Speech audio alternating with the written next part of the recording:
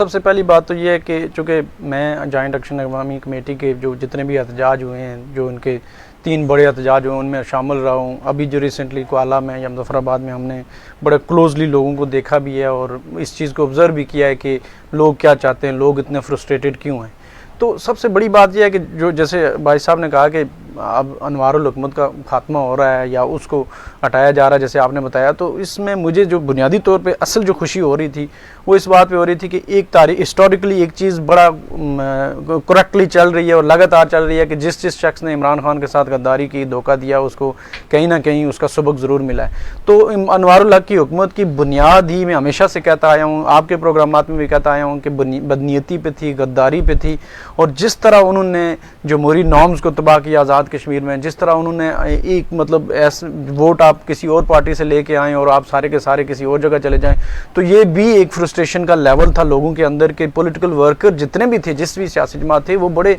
इस मामले में अपने आप को समझ रहे थे कि वो परेशान भी थे। और पीटीआई ने उनका माना नहीं है तो बाकी जमातों को उन्होंने ऑन ही नहीं किया। ये तो एमएलएस की हुकूमत, एमएलएस की हुकूमत थी और एमएलएस के वोटर भी उनके साथ नहीं थे, क्योंकि वो आप अगर टेक्निकली सोचें तो 2021 में जो इमरान खान साहब को 2 अक्सरियत आज़ाद कश्मीर में मिली थी, उसकी बुनियादी वजह ये थी कि पार्टी की मरकज़ में हुकूमत थी और वो डिलीवरी हो या इमरान खान की पर्सनैलिटी हो या पार्टी का नज़रिया हो, उस बुनियाद पर लोगों ने इनको सेलेक्ट करके भेजा था। तो उनसे कंसल्ट किए बगैर आपने रातों रात जाके एक नया सेटअप ज्वाइन कर लिया और पॉलिटिकल वर्कर जितने भी थे, वो जो